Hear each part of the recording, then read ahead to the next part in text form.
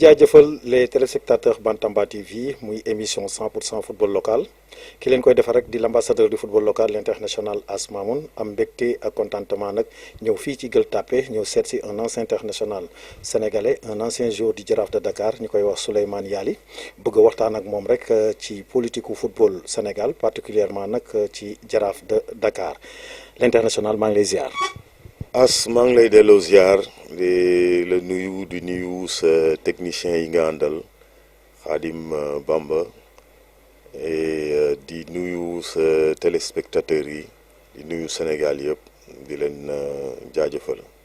jërëjëf Souleymane Yaly ndaanaan bu mag ki nga xam ne tey mën nañu wax ni def na ay prestations yu mag a mag a mag ci football Sénégal def ko ci Jaraaf de Dakar dem fële ci France ñëwaat fii ci Sénégal comme ni ma koy waxee rek As Mamoun moom ci valeur ak ci lumière rek lay dox ndax dafa am ñoo xam ne comme li may wax rek chaque jour xale yi nga xam ne rek ñoo mujjee juddu ñoom pour ñoom football bi ci 2002 rek la commencé waaye dama leen bëgg a wax ni rek am na ñoo xam ne tey macha allah def nañ ci football Sénégal woy boo xam ne dootul fay moo tax nag may def émission bi des fois di leen seeti ndax da ciy baax ndax comme li ñuy wax rek foot de preuve laa ko mën a tuddee parce que RTS tey jii nii waroon na mën a am ay images yu bare yoo xam ne ci sunu ay anciens mënoon nañ ko teg waaye dañuy obligé nag dem jaar ci raccourci bi dem seeti leen di waxtaan ak ñoom di jox message yu ñu fay jëlee nga xam ne rek dinañ ko mën a jox xale yi ñu mën koo dégg ñu mën a xam ne ñii nga xam ne tey ñu ngi toog ak ñoom des fois di waxtaan ak ñoom def nañ lu rëy ci football Sénégal ma bëggoon nag waxtaan ak moom ci lu bare tey ci football ñëw rek xam naa ne nag bëgg naa rek avant ñuy commencer sax sunu waxtaan ndax li ma indi rek maanaam mooy la politique du football sportif sénégalais maanaam mu nekk football boo xam ne tey mën nañu wax ni am na ay manquements yu bëri yoo xam ne tey dañ ko ci remarqué surtout mooy sunu football local bi ndax mën nañu wax ni sunu équipe nationale yi mi ngi ci au toit de l'Afrique mais sunu club yi ba léegi maanaam dafa yéex pour ñu décoller dafa yéex pour ñu régner sur le plan africain te am na ay manquements yoo xam ne defe naa ni moom am na ci benn expérience ak ci benn gis-gis boo xam ne gëm na ni bu ko waxee rek dina jëriñ les dirigeants du football sénégalais waaye avant ñuy dem foofu rek bëggoon naa tuuti ñu ñëwaat rek ci sa parcours mooy ci Jaraaf ak sa dem Europe ak sa équipe nationale bi ak ñëwaat. waaw As encore une fois di la remercier et puis di balaa may commencer sama entamu propos ñaanal yàlla As Diack mi nga xam ni moo ñu formé ñun xale yi Médina et puis Dakar sax laay wax en général yu bari boobu benn centre de formation amu fi benn équipe de jeunes amu fi. di ko ñaanal yàlla fu mu tëdd yàlla na ko yàlla jéggal te yërëm ko ñaanal aussi suñu xarit Moussa Diop Kanam bi nga xam ni très récemment la wuy ji boroomam donc damay wax rek ni loolu pour rappeler mes débuts donc foofu ñooñu ci bokk nañ ci marqué samay débuts ndax école Médine laa jàngee bon daan nekk tout le temps ci terrain bi ba yàlla def am mag mu ma gis ni ma daan dégager bali mu yóbbu ma ci As Diack benn dimanche man it ma dem woo sama copain yi ñoom Cheikh Seck ñoom Bassi Keita ay ñoom Mbaye Ndiaye ñoom ñëpp ñuy dem chaque dimanche di football yi foofu foofu la doxee ñun ñooy la première génération bi doon jouer les levées de rideau équipe nationale temps wu ñoom Alpha Touré Mamadou Diop Sega Sakho yooyu ba yàlla def sax bi ñu màggee am na ci ñoo xam ni jot nañoo jouer ak ñoom c'est-à-dire ñoom Léopold Diop ak yooyu donc noonu la acheminé ba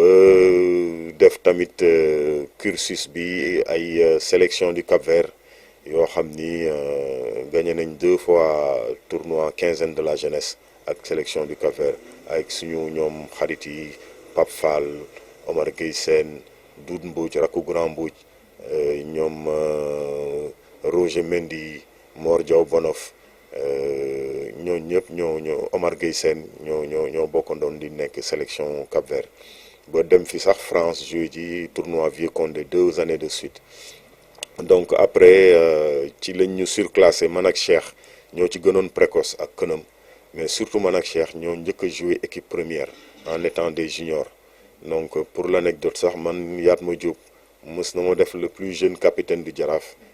bi muy yore équipe bi donc après ci laa fi jóge dem en Europe jaare par Saint-Quentin fi Mbaye Fall nekk fa ak Grand Seydou Ba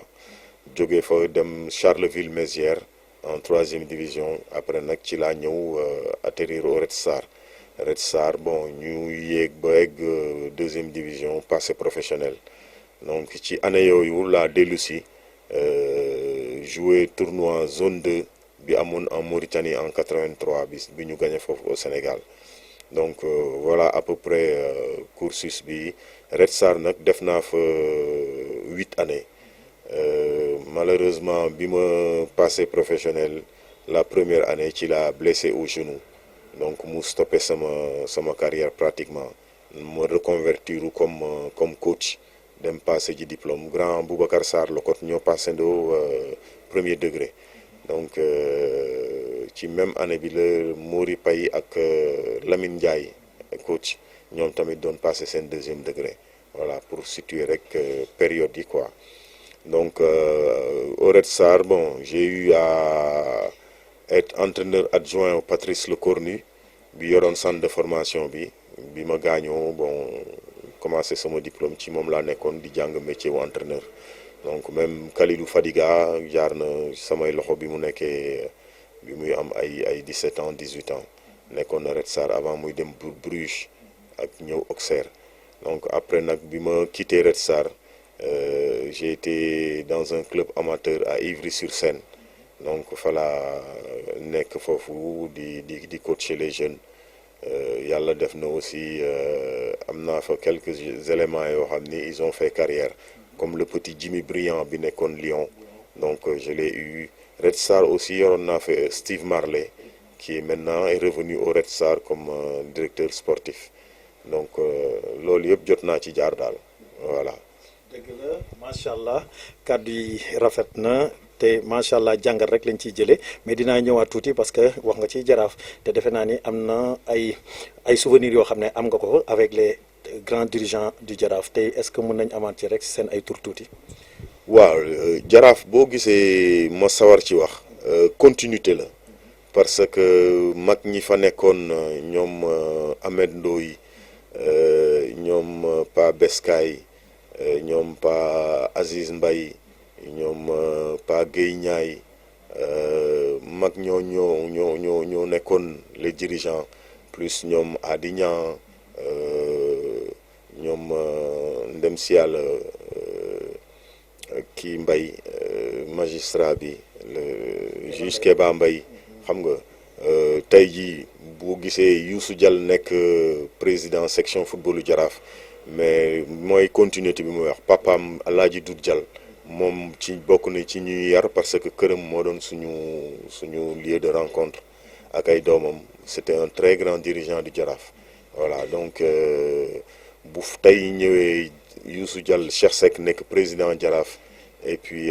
Youssou Diall nekk à ses côtés c'est continuité la daal dañu puso bu ñuy transmettre ante la donc ñooñu am fibre Jaraaf am ADN Jaraaf yor Jaraaf donc ñun mënuñu lu dul di leen ñaanal que fi seen pap yeeg seen maam yi yëkkati woon Jaraaf ñu romb ko ba valoir ñu des satisfactions c'est-à-dire Jaraaf indi pour la première fois une coupe africaine au Sénégal bon loolu nag liggéey la ñi ngi ci yoon wi di teg les premières bases mais je pense qu'il y a encore du travail à faire il y a beaucoup de travail parce que bon football dafa évolution bu gaaw voilà. parce que foofu xam naa ni dinañ dugg foofu après comme niñ koy defee rek macha allah dégg ngeen kàddu yi nga xam ni moom la Souleymane Yaly wax ci Jaraaf wax ci ay jaar-jaaram lii rek lañ soxla rek maanaam muy valeur bi ak lumière bi nga xam ni moo nekk ci ñoom defe naa ni mos nga joué nawetaan. waaw joué naa nawetaan Damels. mais li ci gën a reelu mooy bi may jógee France di ñëw vacances ci laa ëpp lu mu joué nawetaan Damels waaw parce que xam nga comme ni ma la ko waxee man dañoo précoçonne donc du coup à l'époque boo joué defe naa 3 matchs xaw ma ñaata la woon championnat amoo 5 matchs championnat amoo droit joué nawetaan te comme man déjà des juniors lañ ma surclassé mooy joué ak seniors yi donc cadet nawetaan laa joué benn année senior nawetaan aussi ma joué benn année Damels. Donc bon ku wax famille yaal yi ak Damels dafa am voilà dafa am lu leen lié quoi parce que Damels en fait rue 19 la woon te ñun waa rue 19 la ñu. dëgg la jërëjëf l'international waa di wax ni rek maam Ali Cheikh Ahmadou Bamba dégg ngeen kàddu yi nga xam ni moom la wax comme li may wax rek asma mun ci valeur rek lay dox ak ci lumière. Demba Diop muy coordonnier ki nga xam ne tey comme plus de 15 ans ou 20 ans mi ngi ci coordonnerie kon loolu moom dañ koy ñaanal tey nag ci place am lañ nekk sax macha allah gis ngeen yu rafet yi nga xam ni mooy consommé local laa koy tuddee gis ngeen saag yi ak dàll yeeg yooyu yëpp waaw macha allah ku gis lii rek xam ni Sénégal qualité mi ngi fi ay nit yu am valeur mi ngi fi li ñuy def rek mooy l'état teg leen loxo te gëm nañ ne rek bu ñu leen tegee loxo maanaam dina gën a jëm kanam ndax lii moom boo ko gisee da ngay defe ni maanaam Europe lañ ko defaree macha allah lépp fii lañ ko defaree muy saag yi xam naa ne du ñàkk après xam naa ni dina génn dinañ ko gis ñu wax ni rek macha allah Pape Demba Diop maanaam ñu ngi lay ñaanal Fara noonu la kii bi tudd defe naa ni boutique bi marque bi waaw marque Fara Baye Aar. Fara Baye Aar. waaw mi ngi noonu kon nag marque boobu nañ bëgg nañ nag maanaam sénégalais yi di ko sol di ko wax nag rek di ko ñaan nag tamit mu jéem a wut audience dem seeti le président de la république ak son premier ministre Ousmane Sonko parce que ñoom ci loolu rek la ñuy véhiculer consommer local te gis nañ li nga xam ni moom la ñuy sol te gëm naa ni bu ñu gisee lii dinañ ko sol di wax ni nag mënuma ci woon bañ a def loolu rek di wax nag waa régie commercial ngeen baal ma loolu parce que l'international Souleymane Yaali la li mu bëgg rek loolu rek la ñuy def comme Bécaye Mbaye defe naa ni dina ànd ci li ma def di wax ni nag macha allah léegi dina ñëw nag ci émission bi maanaam mooy ci la politique du football sénégalais parce que gis nañ élimination bi nga xam ni muy ñaari équipe yi nga doon xam ne ñoo doon représentant club sénégalais yi muy Jaraaf ak Génération Foot gis nañ maanaam fi nga xam ne tey maanaam loolu lañ am maanaam premier tour nga toog nan nga jàngate loolu. waaw lu ma metti la as parce que lu ma gëjoon a def sax mooy dem stade def naa ko sa dimanche dem stade Lat Dior seetaani suñu Jaraaf li ma metti mooy que ni équipe bi éliminé wuñ ko ci sur sa valeur voilà li tax ñu éliminé ko je pense que ni bokk na ci en grande partie mooy manque de compétition donc loolu il faut que suñu dirigeants yi ñu jóg ci jéem a harmoniser calendrier championnat wu Sénégal ak le calendrier compétition africaine yi parce que man mënuma comprendre des clubs yeneen dëkk yi nekk seen peut-être 5e 6e journée de championnat alors que ñun suñu championnat commencé gul donc football nag ku wax football wax compétition te entraînement mënul remplacer compétition match amical mënul remplacer compétition donc il faut que loolu ñu jóg ci pour effacer ce petit problème bon de manière globale football local bi il faut que ñu toog waxtaan ci voilà ñi ko seq il faut que ñu toog waxtaan ci parce que je pense que ni le plus gros problème bi mu am mooy des moyens waaw parce que boo xoolee les clubs yi nekk au Sénégal je suis sûr que seen budget ça tourne entre 1 à 2 millions de dollars alors que boo demee dans les grands clubs comme Al Ahly et tout ça ils sont à plus de 90 millions de dollars donc y a pas photo mënoo rivaliser ak ñooñu voilà yow yaa ngi tourner autour de 2 millions de dollars alors que ñële ils sont à 90 millions de dollars ñoom joueur bu leen neex mën nañ ko jënd infrastructure bu ñu bëgg a defar mën nañ ko def donc suñu club yi loolu moo leen xaw a sonal bon les académies bon xam nañ partenariat bi ñu am ak les clubs européens bon malheureusement aussi ñoom ils sont tributaires de ça c'est-à-dire que ni leurs meilleurs joueurs chaque année partent bon suñu club ñu traditionnels yi problème bi ñu am aussi mooy booy bu ñu amee Tanzanie benn salaire bu tanee salaire u Sénégal bi dañuy daw dem foofu donc suñu club yi du ñu stable jamais au niveau effectif bon loolu nag pour ñu gome ko il faut que ñu dooleel club yi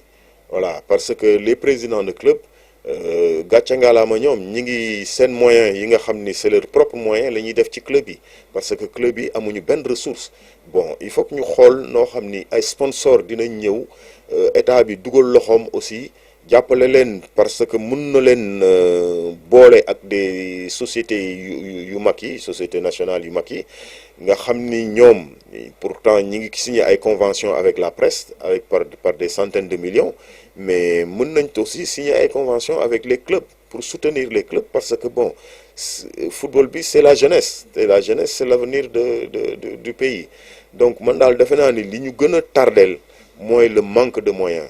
et puis ñu bàyyi club yi mu reposer que sur des hommes yoo xam ni vraiment mënuñu lu dul tirer leen leur chapeau quoi parce que jël sa ay propres moyens yu bopp nga xam ni mënoon nga ko def sa njaboot mënoon nga ko def say mbokk mais nga jël ko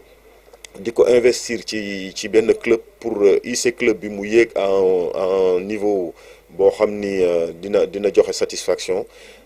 jàppale bi il est temps mu ñëw quoi jàppale ji par les sponsors parce que y a des entreprises qui sont dans ce pays yoo xam ni mën nañ dugal seen loxo ci sport bi jàppale équipe yi ñi ngi koy def naam mais c'est minime c'est minime je trouve que war nañu mën a am ay ressources additionnelles yoo xam ni dina permettre club yi par le biais aussi d'investissement yu club yi def parce que tout le monde sait qu'au Sénégal l'immobilier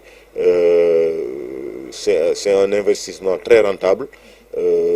suñu équipe yi amoon ay terre par exemple Jaraaf bu amoon nii benn 5 hectares dans les années ay 70 bu mu am biir Dakar bon tey jii kenn waxatu ko c'est des moyens yoo xam ni dinañ ko permettre mu tabax fa ay immeubles mu def fa ay infrastructures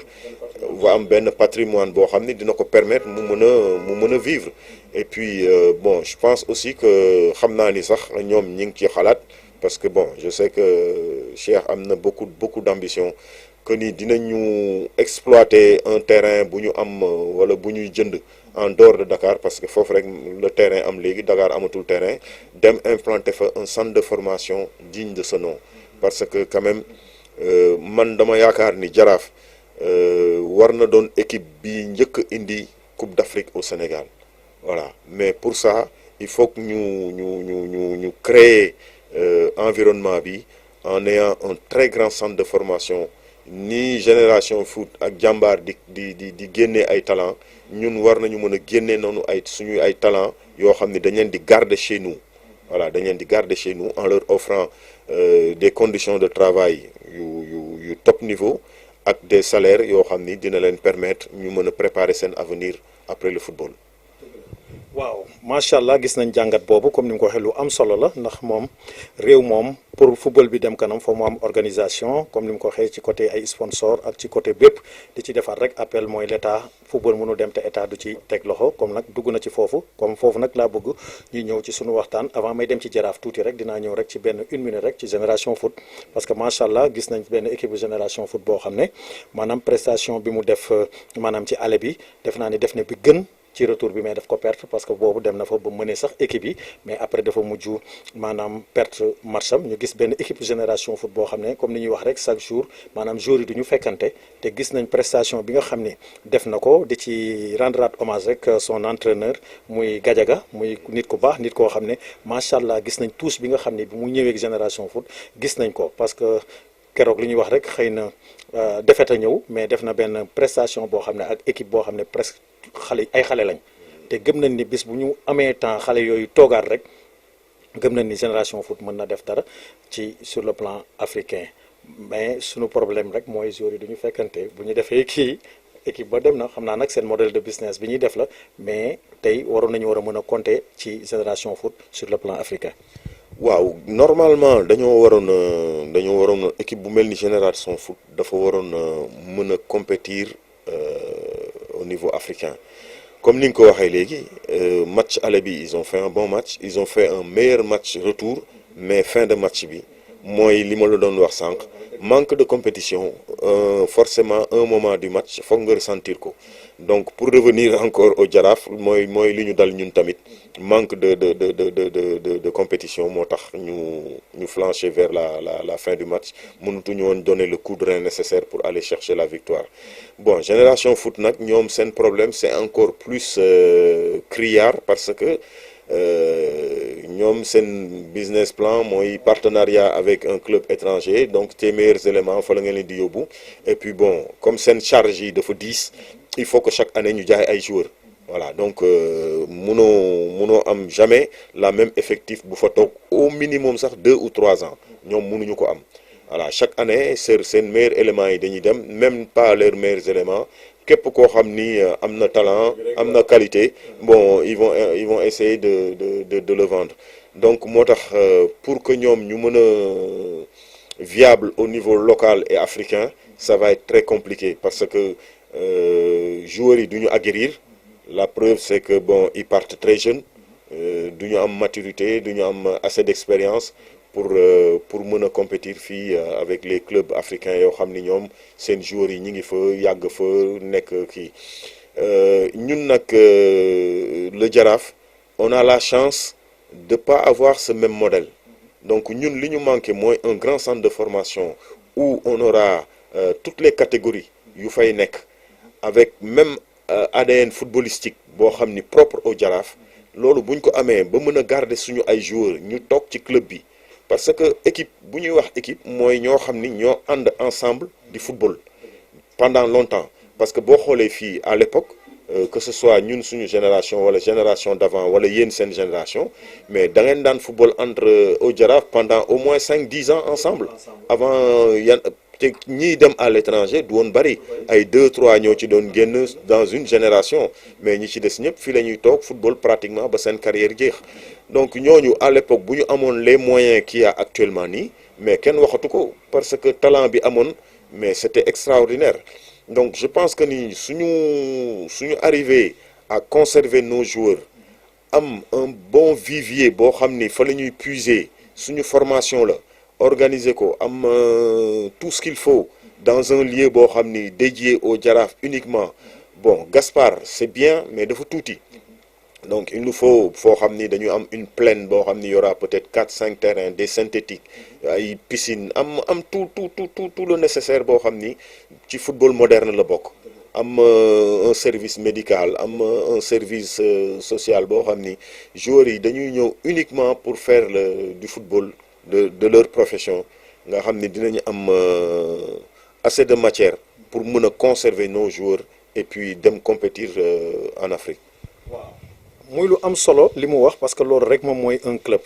moom comme ni ma koy waxee rek xam naa ni pour am ko actuellement ni ci Dakar dafay xaw a compliqué parce que espace mais gis nañ ko tamit comme bi may nekk en Arabie Saoudite sunu club boo xoolee ay kilomètres la dafa mel ni damay jógee Dakar dem ba Bargny wala dem ba kii parce que ci biir àll bi la ko gouvernement bi defee ku nekk mu génne jox la ay hectares nga def fa comme complexe bi nga wax lépp fa ay nekk stade ci biir complexe ay 4 ou 5 terrains ñoo ci nekk plus affaire comme ci côté ay piscine ak yooyu yëpp ba nga xam ne sax des fois chaque dimanche seen doom yi dañ fay ñëw ak yooyu yëpp loolu yëpp dafay nekk ci biir loolu moom xam naa ni àgguñ fa waaye ñu ngi ñaan rek état bi bàyyi xel ci loolu pour ñu rek am ay club fort yi nga xam ni tey comme sur le plan africain dinañ mën a taxaw di wax ni comme ni nga ko waxee rek ci génération foot pour am ci moom li ñu bëgg sur le plan africain xam naa ni dina xaw a compliqué parce que comme seen business plan bi nga xam ni mooy seen modèle bi nga xam ni moom la ñu nekkee mais ñu ngi defaat appel rek son président muy Madi Touré mu am vision muy doomu Gueule Tapée bi nga xam ni tey jii nii fii lañ nekk xam naa ni xamante ngeen muy nit ku baax nit koo xam ne tamit gis nañ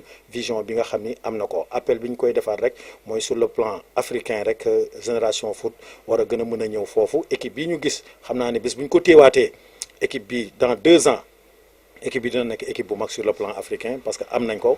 un bon entraîneur bu am vision koo xam ne tey mën na jël temps yépp def ko ci xale yi di former di wax ni nag dañuy ñëw ci Jaraaf comme ni nga waxee noonu ci Jaraaf de Dakar macha allah mu nekk le plus grand club ci Sénégal noonu laa ko mën a tuutee parce que moo ci gën a titré ci côté yépp ci coupe yépp kon nekk na équipe boo xam ne référence la mais dañu gis benn équipe bu Jaraaf boo xam ne comme li ñuy wax rek maanaam bon sur le plan national ku fa jël coupe à répétition la depuis 1980 muy entraîneur muy président ku fa nekk rek li nga fa def ki nga remplacé def na ko fa mais dañ ko doon xool sur le plan africain Jaraaf tey pour ñun war na mën a am benn comportement ak benn organisation boo xam ne mën na war a gën a sori sur le plan africain parce que bu dee expertise bi fa nekk rek ci les anciens yi nga xam ne tamit maanaam am nañ benn qualité bi am benn dayoo bi am benn vécu bi mais dañu gis Cheikh Seck président mel ni ku wéet te ñooñu tey jii nii Jaraaf jëriñuwul xam-xam bi nga xam ni moom lañ am parce que bëri na ci ñoo xam ne mën naa ci citer quelque ay big boy kooku nekk na benn ancien joueur Jaraaf boo xam ne tey jàmbaar tey fii mu toll tey defe naa ni loxoom mi ngi ci. gis nañ tey jii nii ay anciens joueurs yoo xam ne ñu ngi ci yeneen club yi di leen jëriñoo tey gis nañ Moussa Badiane nekk président directeur sportif u RS Yoff gis nañ tey Khadim Faye nekk un ancien gardien ancien international def ay jaloore yu mag a mag ci Jaraaf tey Génération Foot moo koy jëriñoo gis nañ ainsi de suite gis nañ fi ñoom Victor Diagne gis nañ fi pas mal de joueurs bëri nañ yoo xam ne tey jii nii am nañ dayoo boo xam ne tey pour man Jaraaf waroon na leen mën a jëriñoo. waaw ça c'est vrai que ni équipe war na mën a à l'issue de leur carrière si anciens joueurs yi désiré ko former leen dugal leen ci staff bi bon je pense que club bi mi ngi ci am na tànk yu mu ci def bon am na tamit ñoo xam ni dem nañu mais boo xoolee souvent comme tu dis Cheikh Moussa Camara bi ñuy wax Big Boy bon moom bi mu jógee France le intégré Jambar bon boobu Jaraaf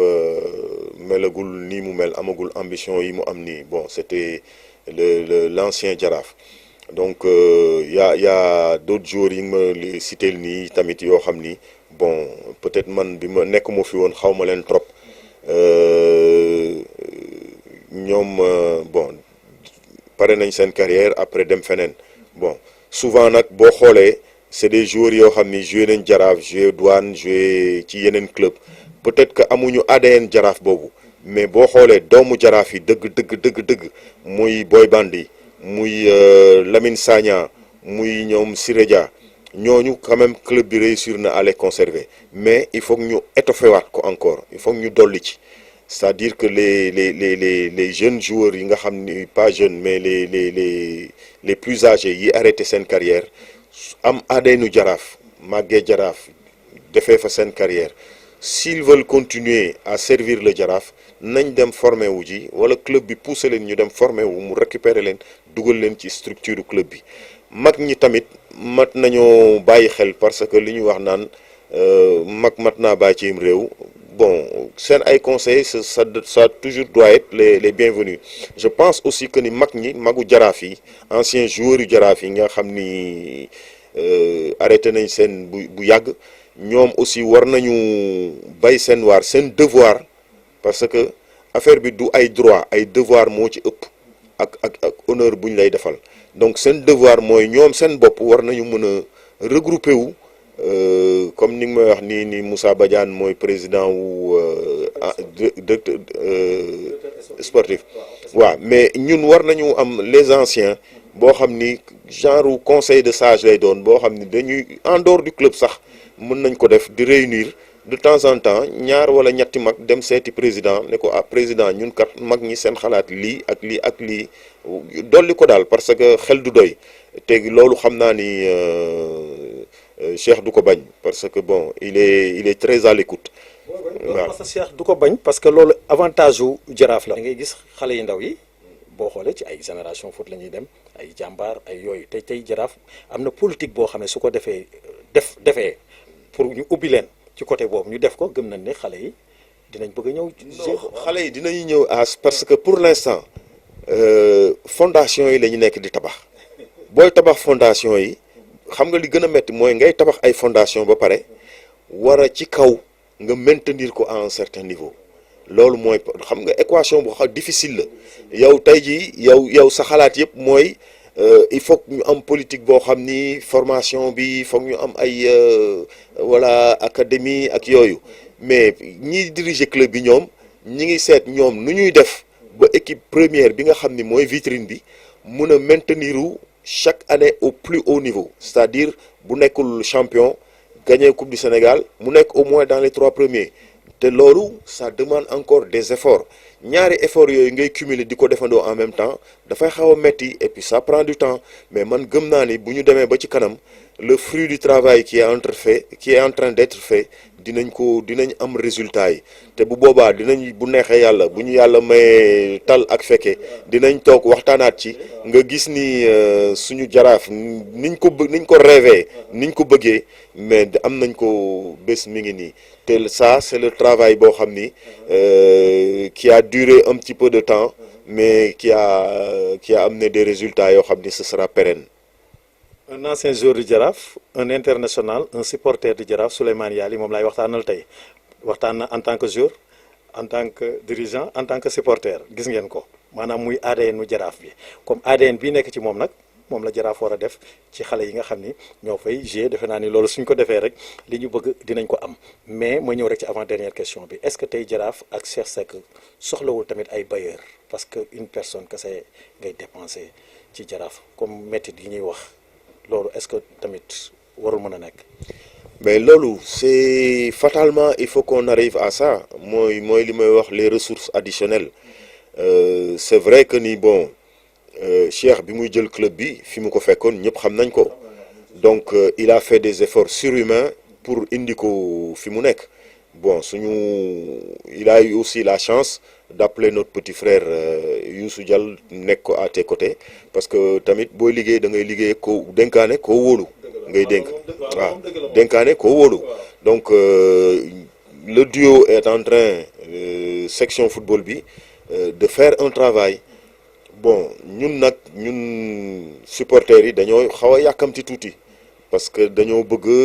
amaat Jaraaf 70 xam nga les très grands Jaraaf voilà mais loolu dina ñëw donc mais ay ressources additionnelles moom ala kulli aal mënul ñàkk waaw mënul ñàkk il faut que Jaraaf am son patrimoine am ay partenaires donc doomu Jaraaf yi nga xam ni ñoom nekkuñu dirigeant ci club bi te seen bàyyi amoon ay positions yoo xam ni ñoo téewoon Jaraaf ñooñu aussi foog ñu dugal seen loxo ci club bi ñëw jàppale Cheikh voilà même buñ dul ñëw bokk ci comité wala bokk ne ci dirigeant yi moo de fi ñu teg ak ADN bi seen waajur yi bàyyi leen war nañu mën a ñoom aussi jàppale club bi ci position yu ñu am pour que ñu am un très grand club boo xam ni dafay am les moyens de ses ambitions parce que ambition bi moom mi ngi fii ki ko yore mi ngi ciy def li mu mën il se décarcasse ñi ko yore ñi ngi décarcassé wu il faut aussi que ni ñeneen ñi nga xam ni ci la ñu bokk waruñu xaar ñu woo leen ci waroo xaar ñu woo la ci bu la yàlla dimbalee ba nga am ay moyens nga xam ni yow da nga daan dem école Médine bi nga nekkee xale di seetaani Jaraaf tey jii yàlla may la nga nekk directeur d'une grande société ou bien nga am sa business personnel mais war nga mun a as tuut si nga am nga jël ci ne ah xaaral kat ñii ma daan bégal équipe bi ma daan bégal naa ci dugal sama loxo sans attendre rien en retour quoi donc fatalement Jaraaf pour que ñu continuer le rêve d'un très grand Jaraaf je pense que ay ressources supplémentaires foog ñu seet nuñ koy outiller te xam naa ni ñi yore club bi ñoo ma ko dàq fuuf parce que voilà. foog nga ñëw jege équipe bi de. non man woo sax mais foog nga gën a waaw mu gën a kii quoi. waaw man bon comme yàlla def na li ma nekk à l'étranger moo ëpp li ma nekkoon Sénégal bon maa ngi fii suma xalaat dina egg fi mu war a egg sama baat dina egg fi mu war a egg lu ma gis loo xam ni war na mën a defaral club bi dinaa ko jottali ñi ma ko war a jottali lu ma gis loo xam ni mën na yàqal club bi tamit dinaa leen joxoñ baaraam pour ñu jéem ko moytu comme ni mu ma waree la waree yow noonu la waree suñu moroom yëpp ñi nga xam ni sol nañu maillot vert et blanc bi bu Jaraaf daf leen war donc man daal je profite antenne bi nga xam ni jox nga ma ko pour lancer un appel à tous les Jaraafman nañu bàyyi xel équipe bi parce que li ñuy wax puso la bu ñu mag ñi jox waruñu sàggan ba mu réer voilà lu ñu sàggan non war nañu mën a indi notre pierre à l'édifice à ce Jaraaf là que ce soit par la parole par les moyens financiers par xam-xam par des relations loolu yëpp war na mën a nekk quoi. dëgg la loolu lépp war na mën a nekk comme ni mu ko waxee rek képp ki nga xam ne rek jaar na fa defe naa ni am nga devoir la pour nga ñëw jege équipe bi comme ni nga koy waxee rek maanaam maa ngi koy xool mais sama xel mi ngi sori ci lu bëri ci Jaraaf rek maanaam ci noo xam ne rek ci yenn dirigeants yi nga xam ni macha allah nekkoon nañ ay très grands dirigeants yoo xam ne du ci terrain bi rek lañ doon kiiwanteeg yow mais en dehors ci terrain bi sax doon la doon orienté maanaam sama xel doon na ci nekk sax yu bëri comme ni nga koy waxee ci école Médine ma am na benn anecdote boo xam ne du ma ko fàttee ci Jaraaf mooy sunu final bi ñuy joué ak ESO su ma juumul mu nekkoon final bu am tension bu méttee métti boobu final boobu waruma woon sax jouer ndax bi ñuy def échauffement ñu ngi échauffé à 12 parce que dama gaañu woon ci sama ginnaaw waaw ak kii te bu ma jéewul moom match boobu instant boobu xam naa ni assurance bi ak supporteru Jaraaf yi defe naa seen xel doonul woon dal parce que maa nekkoon buteuru équipe bi mais après ci biir après joué naa mais bi match bi jeexee ba ñu jël coupe bi léegi ñu ñëw kër Jaraaf bi ñu ñëwee kër Jaraaf ñu ngi toog nii rek ma gis benn waay ñëw xool ma quoi ne ma grand dama kontaan quoi mais dama su ma yoroon ay milliards tey dama la koy may mais li nga xam ni moom la sama doole toll moom laa yor te su ma sañoon ma may la ko su ma sañoon nga jël ko ma ne ko non amul problème xam nga rek jikko asbawoon jikko Baye Fall bi mu jëkkati 500 francs mu ne ma grand est-ce que mën nga ko jël ma ne ko non grawul ma jël ko quoi maanaam mu nekk benn anecdote boo xam ne saa yu ma kiiwee loolu sama xel day dem ci loolu ak lu bëri loo xam ne tey macha allah nekkoon na équipe boo xam ne comme ni ñuy wax rek avant match avant ñu doon tëdd suñu tëddee waaw noo def paa yi ñëw avant ñuy nelaw ñëw toog def seen discours wax ñu cosaanu équipe beeg yooyu yëpp maanaam dafa nekk équipe club traditionnel boo xam ne macha allah maanaam am na lu bëri dafay tax nga xam yow yaay kan. non Jaraaf équipe bu valeur la. équipe bu valeur la et puis. du rek ci équipe première bi da ngay xool vieux bu mel ni Pa Bàcc Samba Ndaw na ko yàlla yërëm amul xale bu joué junior dans les années 70 boo xam ne xamoo Pa Bàcc yaa Pa Libaas ñoom ñun dañ daan entraîner ak As Diak suñu papa Lamine Diak des fois mu jaar fa Pa Alioune Diak dafa daan jaar jox ñu quelques cours donc bu match amee tamit paa yi dañuy ñëw voilà ñaax équipe bi voilà ñu xam ni fii dafa am luñ fi samp voilà donc waruñu ko caaxaane daal voilà donc ñun daal suñu devoir mooy yàlla na yéex bés bu ñu fiy jógee ñu xam ni bon diw ak diw jaaroon nañ Jaraaf mais nañ bàyyi bu ñu arrêté rek génn dem fàtte club bi quoi. voilà club bi waruñu ko fàtte parce que club bi dafa am lu mu def ci ñun. da ngay gis li ngay wax loolu parce que des fois da ngay gis nit jaaroon ci club ba dem mais bu ñëwee day beru day dem tijji yëfu boppam te loolu defe naa ni mu ñëwoon indi ko ci club bi nga xam ne mooy club de cœuram fa la nekkoon mu def ko foofu muy Jaraaf muy feneen tamit loolu defe naa ni mooy gën a baax. mais loolu mooy sax lu normal yow boo demee tu fais une carrière professionnelle surtout léegi bon ñun suñu temps moom li yàlla xam doyoon na mais léegi xale yi boo dellusee mais équipe bi nga demoon dem fa nga dem li nga nar a dem ubbee ji benn académie à côté tuddee ko sa bopp mais demal def ko sa club d'enfance d'origine fi nga jógee yokk ko doole comme ça nga intégrer club bi indi fa moyens yi nga xam ne moom nga nar a dem ubbee ji feneen mais dafay tax day accélérer processus su développement wu équipe bi mais boo ñëwee bu tey jii comme niñ koy defee gars yi xale yi ku ñëw rek léegi da ngay dem ubbi sa benn académie bon en espérant que di nga jaay benn joueur wala ñaari joueur mais pour man defoo ko pour le développement du football donc ko def sur le plan personnel seulement alors que football c'est affaire équipe la voilà mbooloo la yow boo ñëwee ba am dara boo demee uti yàlla dimbali li nga am dara boo dellusee mais dellul fi nga jóge woon yokk ko comme ça mu développé wu am sa ay rak ak sa ay jarbaat yoo xam ne dinañ ci mën a bénéficier wu plutôt que nga ñëw rek dem beru fenn créer benn centre voilà nekk foofu di yëngatu quoi. dëgg la jërëjëf ñu ñëw rek ci dernière question bi rek moom mooy le nouveau président de la fédération ak les anciens internationaux gis nga taxawaay bi nga xam ni maanaam la majeure partie des internationaux sénégalais ñi ngi woon ci côté parce que comme que suñu njiit rek muy président Cheikh Seck tamit di président anciens internationaux yi defe naa ni am na lu ñuy xaar ci moom. waaw président bi ñi ngi koy ñaanal jàmm ñaanal ko un bon mandat waaw nit nag ku yokkul di nga wàññi et je pense que ni bon am na lu mu fi fekk vision bi mu décliné am nañ yaakaar ni dina yokkaat dara ci football bi ñu ngi ñaan yàlla mu concrétiser ko donc les anciens nag man li may wax ci ñoom mooy comme ni ma ko waxee sànq ancien du droit devoir la devoir ak honneur la voilà honneur d'avoir servi et puis le devoir de rendre service mooy ñëw xam-xam bi la yàlla dimbalee nga ñëw yokk ko ci affaire yi voilà donc nañu bañ toog ñun defe ne on est une catégorie à part voilà on est les anciens rek daf ñu jox ay droit voilà joxuñu benn droit voilà nañu ñëw ñun booloo nekk une force de proposition am nañu chance su am un président boo xam ni ñun ñoo ko tànnal suñu bopp kenn imposé wuñu ko ñoo def suñu assemblée générale à main levée à l'unanimité ñu choisir ko comme président mu toogal ñu au niveau de la fédération kon nag ñun suñu liggéey war na tàmbali mooy créer notre bureau di toog di waxtaan di settantel xalaat yu suñu copains yëpp seet li nga xam ni mën na apporter quelque chose au football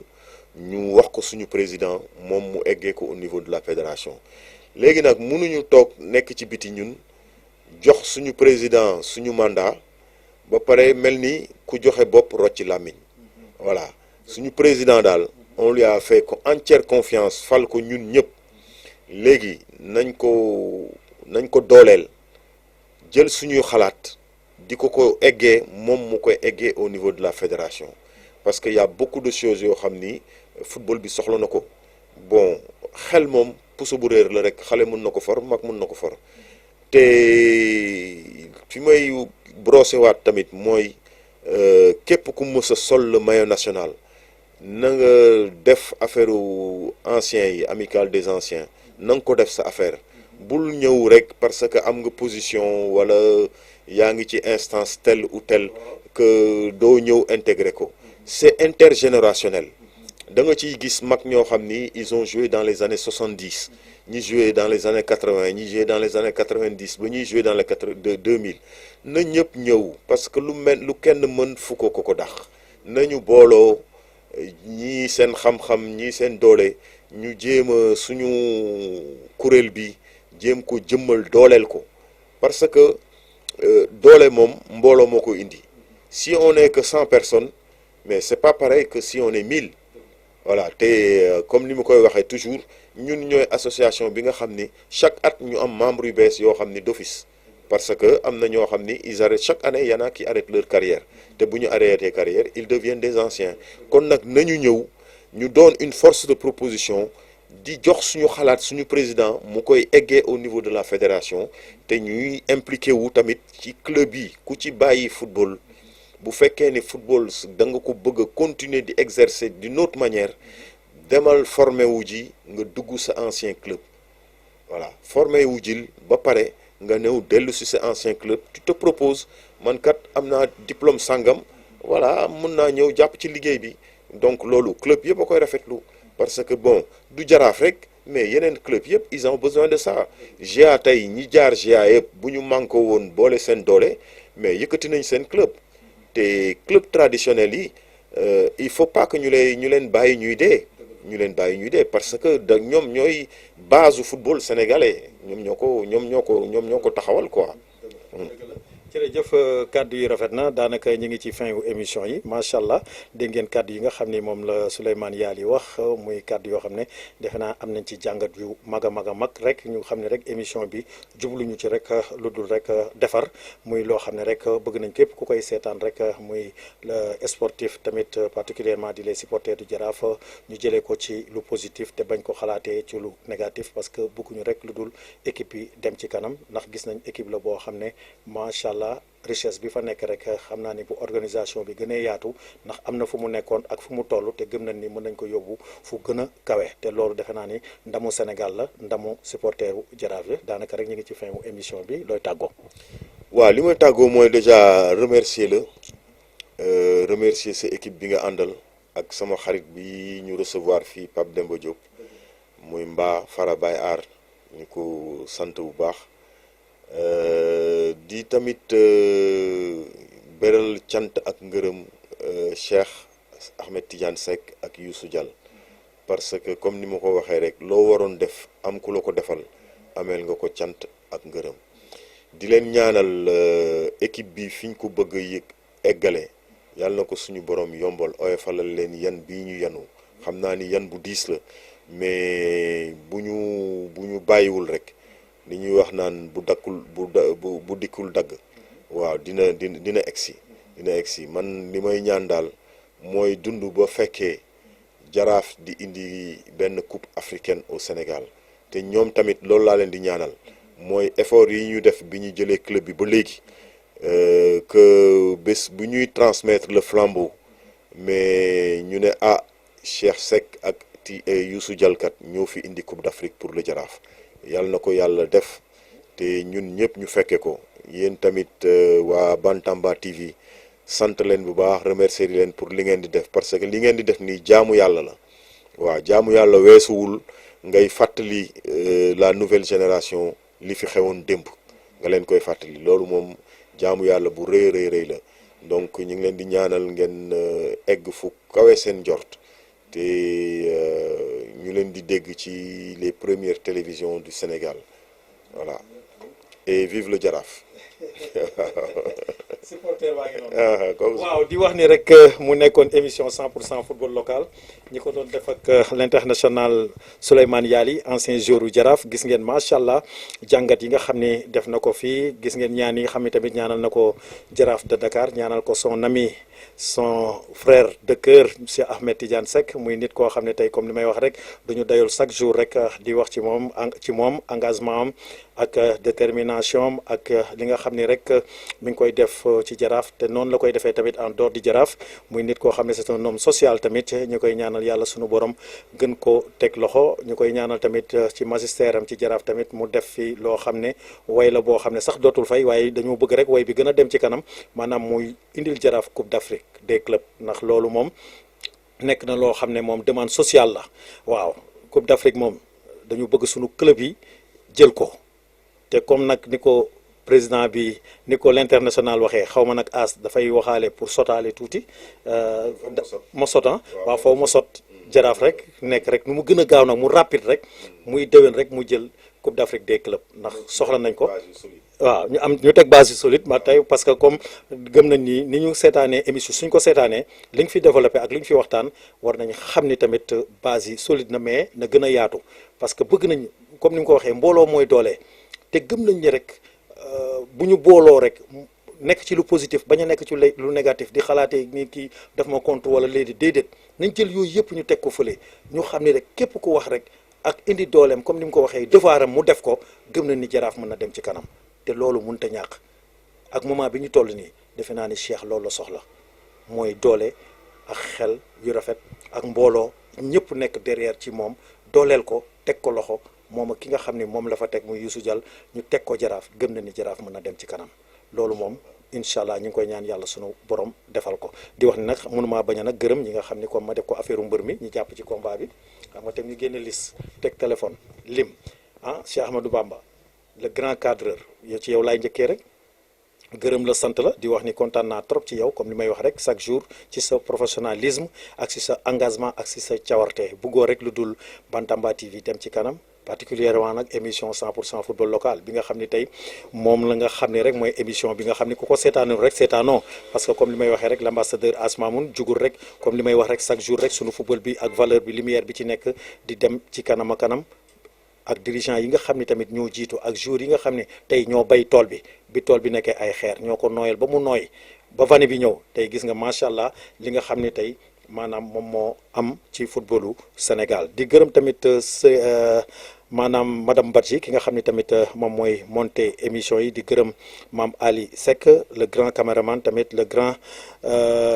réalisateur ndax moom ni ko Bamba di defee rek moom it noonu la koy defee di ñëw nag ci sama doomu ndey muy un ancien joueur di Jaraaf ñu koy wax Modou Ndiaye mu nekk sama sponsor ki nga xam ni tamit comme li may wax rek chaque jour dama koy sonal ci lu bari bëgg rek émission yi di jaar yoon di ko ñaanal tamit jàmm ak son grand frère Papis Ndiaye di leen ñaanal jàmm di wax ne rek yàlla mooy fay rek yàlla na leen sunu borom fay di dem nag ci sama xarit sama jabaru rak muy Maam Diop ki nga xam ni moo jur Mamoun mu ndaw Mamoun Junior ki nga xam ni gis nañ macha allah li nga xam ni mi ngi koy toppatoo papa moom ak ay Ndak Mbay di jabar tamit ci sama rak Cheikh Gadiaga di gërëm tamit Pape Modou Mbay moom Petit Mbay ñoom Jano gars yëpp ak El Hadji Bekay Mbaye ki nga xam ni tamit comme li may wax rek mooy borom télé bi ki nga xam ni nee na ma as carte blanche nga am waaw di wax ni non non du ma leen tudd ñaari soxna yi du ma leen tudd damay bañ parce que dama bëgg ñu yokk seen loxo bu ñu bëggee ma tudd leen dañuy yokk seen loxo di wax ni nag Asma mu nii rek la koy defee mu nekkoon émission 100% football local di leen jox dig daje rek ci beneen émission incha allah la semaine prochaine jërëjëf.